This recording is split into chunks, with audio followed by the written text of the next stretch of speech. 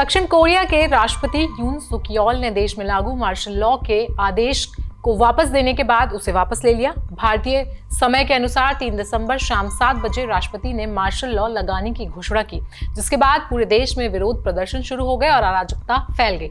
इस बीच दक्षिण कोरिया की नेशनल असेंबली में मौजूद 190 सांसदों ने सर्वसम्मति से इस फैसले को पलट दिया, जिसके बाद राष्ट्रपति ने मार्शल लॉ को हटाने का वादा किया और फिर सिर्फ 6 घंटे बाद लगभग रात 1 बजे मार्शल लॉ हटा दिया गया।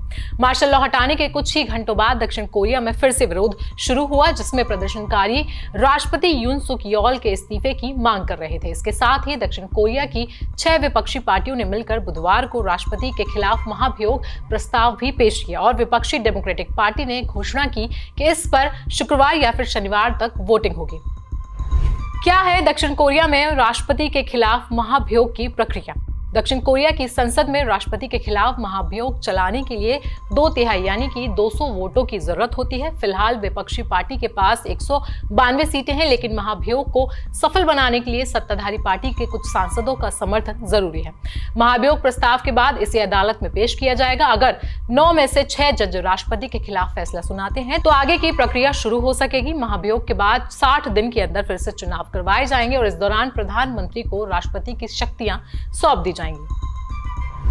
मार्शल लॉ लगाने की आवश्यकता आखिर क्यों पड़ी? दक्षिण कोरिया की संसद में कुल 300 सीटें हैं और इस साल के चुनाव में विपक्षी पार्टी DPK ने भारी जनादेश ने प्राप्त किया। सत्ताधारी पीपल पावर पार्टी को सिर्फ 108 सीटें मिली, जबकि विपक्षी पार्टी को 170।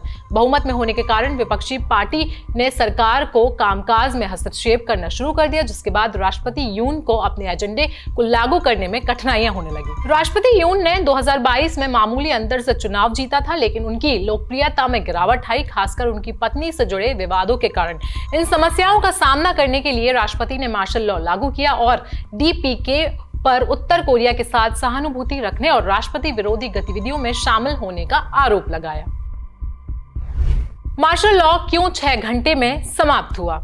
राष्ट्रपति यून द्वारा मार्शल लॉ की घोषणा के तुरंत बाद विपक्षी सांसद संसद में इकट्ठा हो गए। मार्शल लॉ को हटाने के लिए संसद में 150 से ज्यादा सांसदों का समर्थन जरूरी था। जब तक सेना संसद पर कब्जा करने पहुंची, तब तक पर्याप्त सांसद संसद में पहुंच चुके थे और कार्यवाही शुरू हो चुकी। हालांकि सेना ने कार्यवाही रोकने की कोशिश की और कई विपक्षी सांसदों को हिरासत में भी लिया, लेकिन जैसे ही 190 सांसदों ने मार्शल लॉ के खिलाफ वोट किया, सेना को अपनी कार्यवाही रोकनी पड़ी। संविधान के अनुसार अगर संसद का बहुमत मार्शल लॉ हटाने की मांग करता है तो सरकार को इसे स्वीकार करना होगा। इस प्रावधान का फायदा विपक्षी नेताओं को मिला और नेताओं ने संसद को खाली करने के लिए मजबूर कर दिया। राष्ट्रपति, रक्षा मंत्री और गृह मंत्री को हटाने की मांग।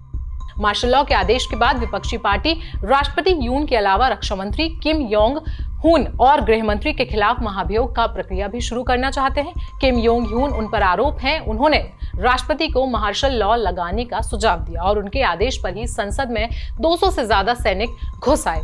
डेमोक्रेटिक पार्टी ने कहा कि वो राष्ट्रपति, रक्षा मंत्री और गृह मंत्री को हटाने के लिए प्रस्ताव लाएगी, क्योंकि इन सब ने मिलकर गैर कानूनी तरीके से मार्शल लॉ को लागू किया।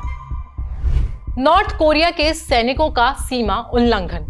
इस बीच आपको बता दें कि दक्षिण कोरिया ने अपने पड़ोसी देश नॉर्थ कोरिया की सीमा के पास फायरिंग की। करीब 20 से 30 नॉर्थ कोरियाई सैनिकों ने डीमिलिटराइज्ड जोन यानी DMZ को पार किया। इसके बाद दक्षिण कोरिया की सेना ने उन्हें वार्निंग देने के लिए फायरिंग की। तो कहीं ना कहीं ये माना जा रहा है कि साउथ कोरिया और नॉर्थ कोरिया इन दोनों का भी मार्शल लॉ से कुछ ना कुछ कनेक्शन जरूर बैठता है। दक्षिण कोरिया में बन रहे इन हालातों पर आपकी राय क्या है, हमें कमेंट सेक्शन में जरूर बताएं। साथ ही साथ देश और दुनिया की बाकी खबरों के लिए आप बने रहें जनसत्ता के साथ।